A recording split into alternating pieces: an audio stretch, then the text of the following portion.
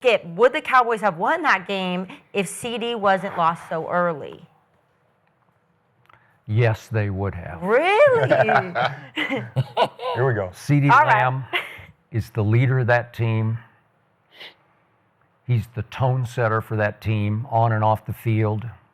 He's the driving force of a team that obviously can only win games with its offense.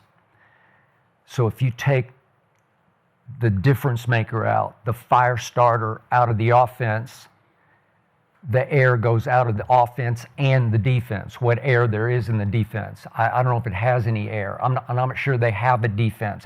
Yesterday I started calling them the Dallas Cowboys. There's no D in front of Dallas, right? Big D is no D.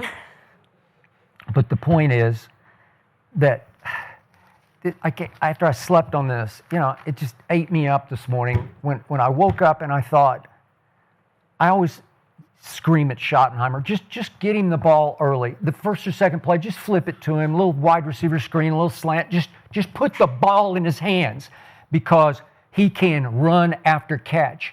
And he's one that likes to get a lick in early so he feels like he's given as much as he's getting. And they don't get him the ball early until finally they line him up as the solo back in the backfield. The solo back. There's no deception to it. There's no trickeration to it. There's no fancy to it. It's just, wait a second. You're just going to hand him the ball and let him try to bang it up the gut? What? And you hand it to him, and he doesn't do this for a living, man. He's, I'm sure he's practiced it a few times, but it's not reverse action. Right. You haven't deceived anybody. And he takes a step, and there's nowhere to go. So he, as you would, if any of you guys were lined up back there, you'd say, I better bounce this, I better. So he takes it wide, and there's nothing, and he gets run down from behind, and he gets rolled up on. And it's a disaster for the season. Like Schottenheimer, what are you doing? Like I told you guys the other day, they call him Shoddy, but sometimes you might want to change the I in the middle of it and call it, seriously, because that was, pardon my language, a shitty move. That was a shitty idea, right? Yeah. So I'm looking at that same drive. You're already down, you've given up the bomb TD after the fumble, but so it's 7-0, but you still drive it on down and you get it 4th and 2 at the 34. And Shoddy decides to kick the field goal. And I'm like, you can't. You got no defense. We established that against Russell freaking Wilson last week. Yeah. You got no defense. You have to outscore them. So it's not a field goal game at Soldier Field. It's not in the snow and cold. It's 80 degrees. You better try to go for it on 4th and 2. Well, if he has CeeDee, I'm going to give him a break because I think he says I'm going for it on 4th and 2 with CeeDee Lamb. Because, listen, on slants, little quick pop passes on 4th and 2, there's nobody better. His hands are so strong and he's so physical. He's got some Michael Irvin in him. He can body you and knock you off. And so I would like to think we make the 4th and 2 and go in for a touchdown with CeeDee Lamb, and now we're just exchanging scores. It's who has the ball last is going to win the game, because I don't need a Brandon Aubrey field goal in the first quarter. I need him late in the game like we had against New York to force overtime and win in overtime. So I'm looking at the offense without CeeDee. He catches no passes in the game. So Dak goes 30 of 41 in the game. Sounds pretty good, doesn't it? But yards per completion are 6.3. That's Aaron Rodgers territory because that is Dink and Dak. Yeah. So we just degenerate into Dink and Dak and Dink and more Dak. And I'm saying, what are you doing? He throws 14 balls to the tight end who scares nobody. And I like Jake Ferguson, but I don't love him. But he catches 13 for a grand total of 82 yards. Well, I don't know, did you ever catch 13 balls in a game? I don't know if you ever did. Not in the pros, in college. In college you would have. But it's a lot of catches for an average of 6.3 yards. Yeah. Okay, it's hurting nobody, scaring nobody. It's impacting nobody on the defense. Okay, you can have that, you can have that. Especially when they were doing on 3rd and 12. Exactly. And so I'm looking at Dak and the offense with no CeeDee. They go 3 of 11 on 3rd down. against a team that had just given up 51 points at Detroit. Help me out. That's just awful. When your only hope is to win with your offense and you're 3 for 11 on third down, and Pickens I love him and I'm glad he's there, but he's the 1A. He's not the one. And you could see yesterday he can't be the one. You can't just start going to him like you could go to CeeDee and let CeeDee just take a game over physically. That's not what Pickens does. So in the first half alone, the defense gives up the 35-yard touchdown. And then the flea flicker, they got tricked. I thought it was going to get blown up on the handoff, but Swift managed to get it back, and Caleb threw his guts out for 70 yards, and it's a touchdown. And then they let Swift get loose on that 41-yard screen pass, and then Burden catches one for 29 late in the half that sets up another, they go up 24-14. You can't stop anybody. And I know you're going to come back at me on this, but Trevon Diggs, I don't know, I can't watch him anymore. I just can't. Okay, so he decides, I'm gonna jam Odunze on this play. And I got him, and I think he had him by himself. It looked like it to me. Mm-hmm. I don't know, maybe I'm going Phil Simms on him. But he gets up, and so he's gonna jam him by popping him in the chest. I don't know if you ever use that technique occasionally, but he pops him in the chest, and he takes the brunt of it because the backlash of it, Odunze kind of, takes it and gives it back. And Trevon slips and falls. Mm-hmm. And it's 35 yards, easy touchdown. Help me out. And I'm saying, what are you doing, man? And then there's a play in the second half where he goes low on a tackle in the open field, fine. And he jumps up. Oh, this is just me. I could be wrong about this, but it looked like he just thought, I got an excuse now, I'm out. And he trots to the sideline like, I got a bad shoulder. I just think he wants no part of it. He thinks they can't win without his best buddy, Micah Parsons.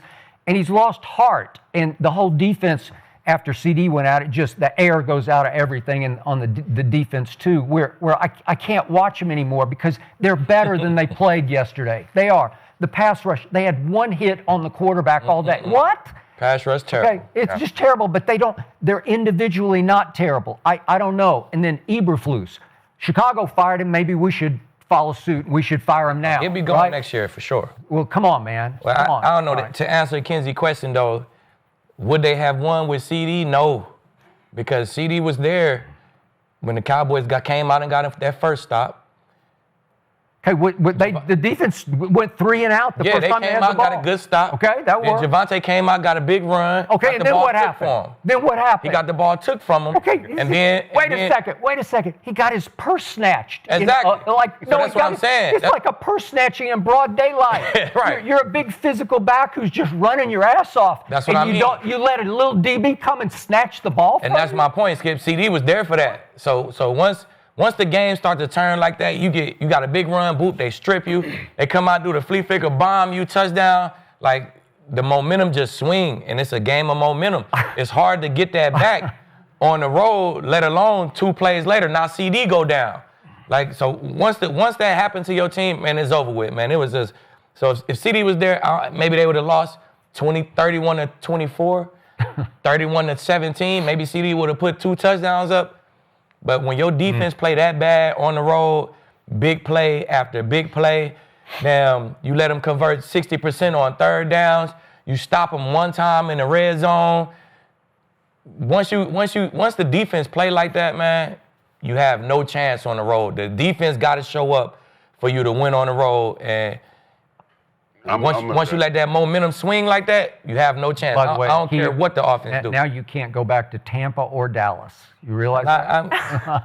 I'm of that mindset as well. I think that CeeDee went out early enough in the game that if they were going to have a chance, they would have been able to figure it out. Like, I felt like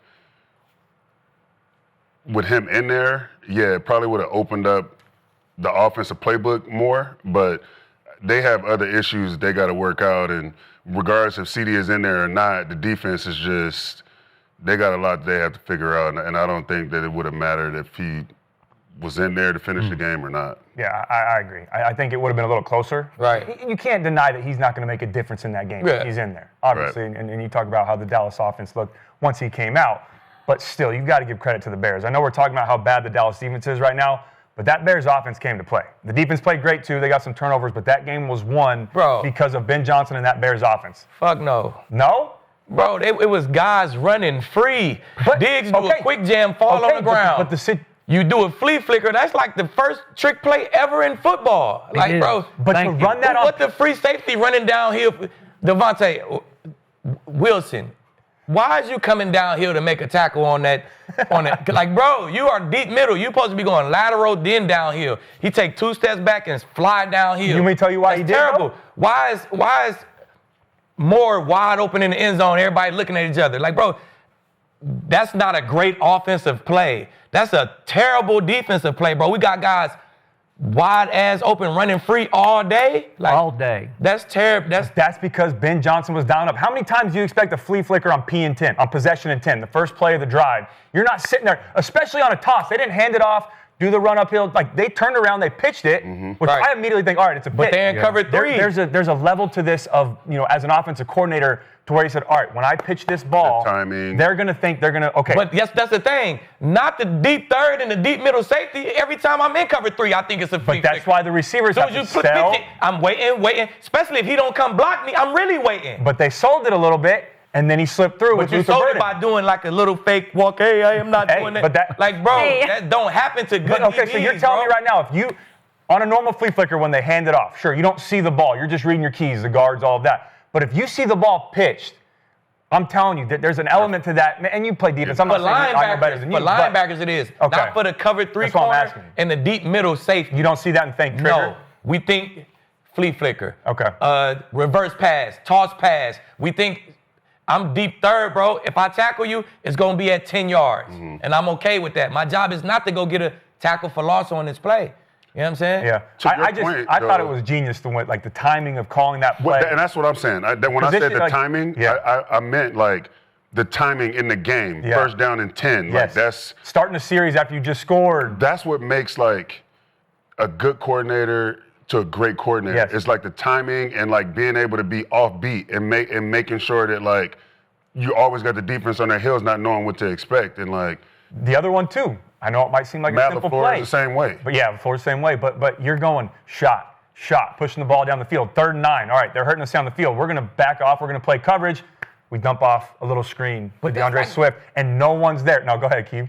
Retaliate. Oh, bro. You run a flea flicker from the 40-yard line. Like, we call that the shot zone. That's what we're expecting you to throw it deep. It's 3rd and long. Hey, screens and draws. That's like the basic stuff of the book. But when that's you're what we getting learned. dashed over and over on explosive play, you're thinking, all right, they're going to keep pushing the football down the field. They lull you to sleep, but and they then they pushing go the ball down the field on 1st down and 2nd down in the shot zone. Now it's 3rd and long. We know what y'all going to do with 3rd and long. Hey, screens and draws, sticks. That's what we plan on defense, and it was nowhere to be found. So you're saying that this is more on Dallas's defense than Ben Johnson and Caleb Williams' offense? I feel like they did a good job calling the game, but it wasn't like he came with this genius game plan. Oh my God, a toss sweep. We've seen all this before. 3rd and long, a screen. We've seen that before. Like, that's day one training camp stuff that good defenses, we put in, bro. We know what to expect. 3rd and long, I call Wade Phillips right now. Wade, 3rd and long, what we expecting? Screen and draw. Like, hey, I'll tell you, the Dallas Cowboys aren't Skip. Apparently you need to call the Dallas Cowboys and let them know. Yeah. But I'll say this, the other thing that stood out to me, going back to Ben Johnson, because I got to give him credit. I talked about Caleb Williams. He shows you flashes of how good he can be. And that's what I said last week. He has the arm. He has the talent. He can get outside the pocket. He can do all these different things. He just needed to be consistent. In my opinion, he showed it in this game. Yes, he missed some throws. He missed that corner route to Odunze. He one-hopped, an in route. That'll come with timing. But I saw flashes in this game between Ben Johnson and Caleb Williams where I said, they can work with that. And I hadn't seen that before. Right. And then, but the play that I love that sold it for me, that tells me they're going to be all right in Chicago, was they go 18 plays for 72 yards. 19. They've gone, no, but at this point, they've gone 18 plays, 72 yards. Yeah, right? 19. And they put together this drive, and it's 4th and 4 on the 4-yard line. Yep. And everything in the book tells you it's 24-14, take the points. Go kick the ball. But Ben Johnson said, no, I want to go and show this team that I trust them, that I believe them. True, but that takes balls to do that. To sit out there and say, I want my quarterback, who hasn't been the greatest, last year and hasn't been the greatest through 2 games. I want to put the ball in his hands because you know how demoralizing that is for an offense to go 18 plays, 72 yards, and walk away with 0? Right. I mean, that is a backbreaker, and that would have changed the outcome. Maybe not the outcome, but the momentum of the game in that moment. So just take the 3, but instead he says, you know what, no, 18, you go out there, I'm going to put the ball in your hands. Front running. And then, okay, but the reason that happened was pass rush. Micah Parsons, they got out of their lanes multiple times, steps up. Yes, they were covering air, but you're not expecting down there on 4th and 4 for the ball to be held for 4, 5, 6 seconds. You think it's coming out. It's you like scramble, Caleb's make a playing play. 7-on-7, except it's 7-on-5, right? You still got to make the throw. You still got to read the defense. You still got to escape the pocket. You still got to have the guts to call that play. You still got to get in a rhythm. There's so many things to where it's easy to just say, all right, Dallas's defense is terrible right now. They are. They're struggling, but you can't take away the positives from the Bears Halpin and what was they the showed in this receiver game. on that play. Halpin was the receiver. Yeah, they were playing a picket fence coverage. It was a back end cut. Complete bust. The It's a safety complete should have bust. stayed there, but he sees Caleb break out of the pocket. You start thinking scramble That's mode. not his job. But if you're not taught well and you're not in the right position, you are. But you're not going to do that if Caleb doesn't break out of the pocket and threaten the goal line right there. You're not there going was to do no that one if in you that got area. Parsons on the edge. Yeah. And Now we're talking. that's just not your job, Yeah. bro. You got to do your 4th and But 4. there's You no just pass got to rush do right now. your job.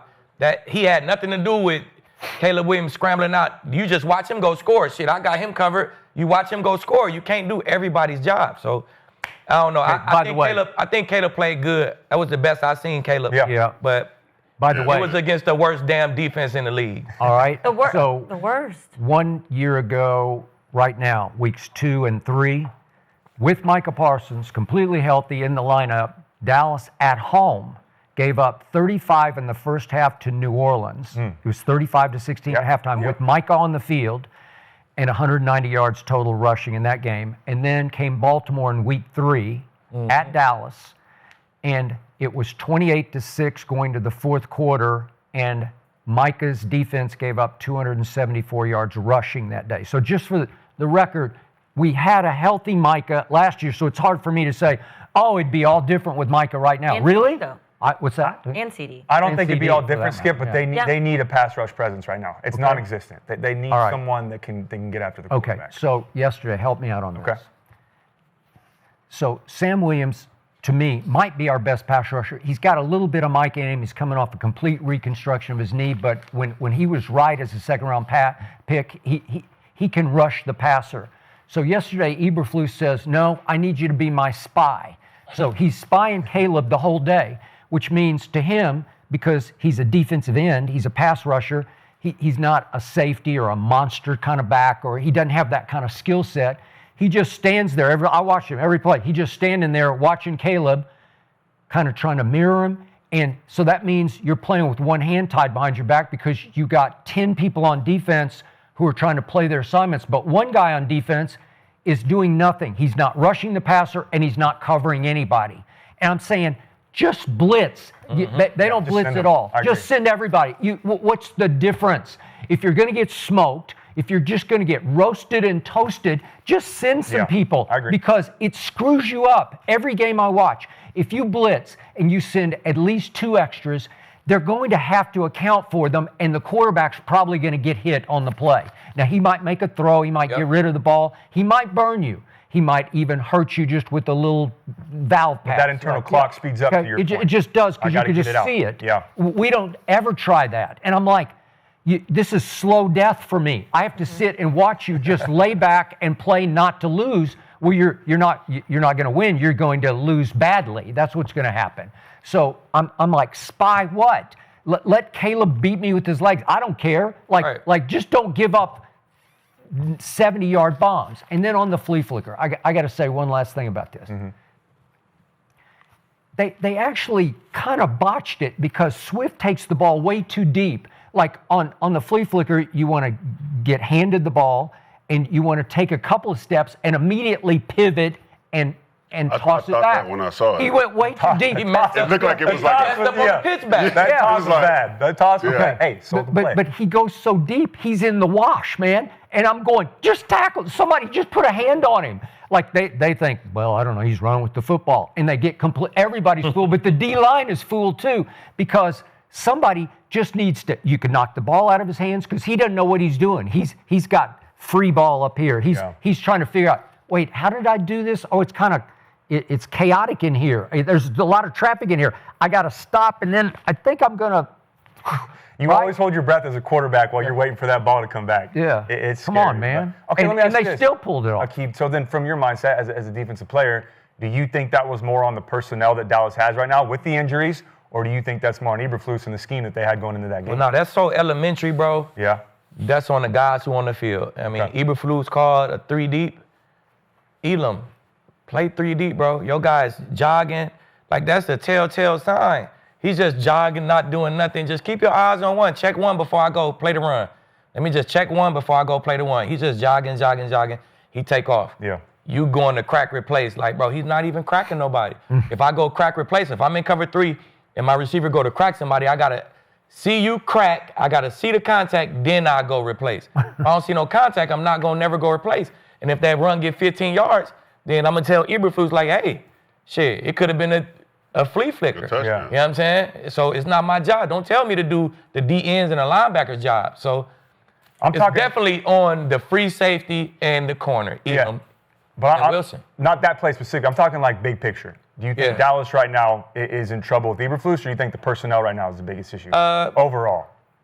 I say I don't have a problem with the personnel. I think that they good players out there. They got good safeties. I like Diggs. You know what I'm saying? Yeah. But if you don't got a guy who you respect as a coach who's I agree. in the front of that room, it's just everything Good point. tailors off at Yeah. that point. You know what I'm saying? It's like, bro, it's a joke to you. You know what I'm saying? And then it's I'm telling you, man, it's hard to keep guys' attention when they don't really believe in what we're doing. Yeah. Yeah. You know what I'm saying? So And at that level, at this level, dudes know.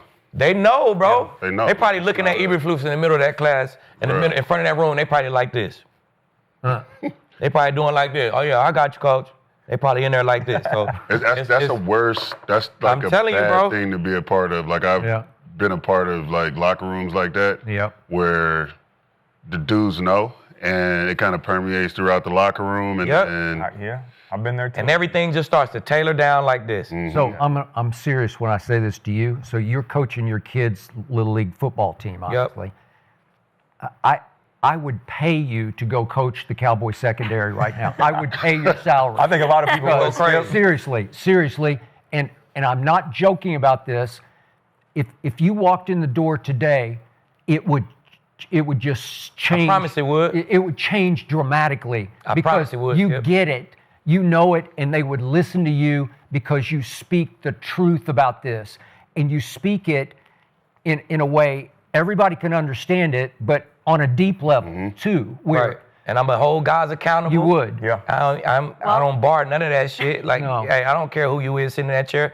I'm gonna tell you, Wilson, that's dumb as shit. Yeah. And You he the is, fucking post, you know you what? the middle post player, bro. He- Why is you running downhill to make a I'm gonna tell you, black and white in front of everybody. Okay. So it's that And shit, listen, that kind of stuff Donovan gotta happen in that defensive Donovan line. Wilson's a pretty good football He player. is. But he plays the run way better than he plays the pass for the most part. And that was just wrong.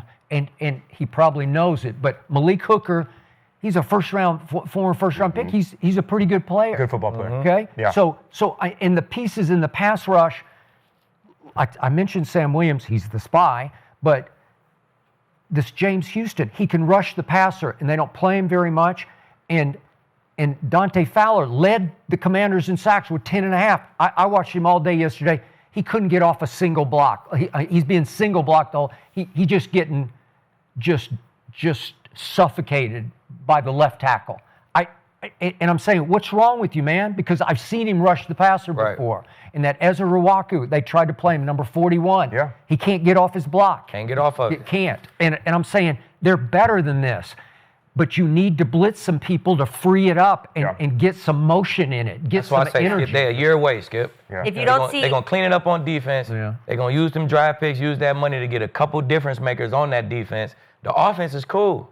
You know what I'm saying? I think the offense is good. I think Well, if a it's better got CeeDee coordinator. Lamb in it. Yeah, I think a better coordinator would suit them well. But, you know, Yeah. well, if you don't see Aqib on the couch next week, it's Yeah. because he's now Be in working Dallas. for the Cowboys, funded by Skip Bayless. I will. So I'm funding. Please, No, yeah, I fund would it, like to Skip. keep Let's do Aqib it. though right here on this couch. I do want to move on to the guy that the Cowboys obviously.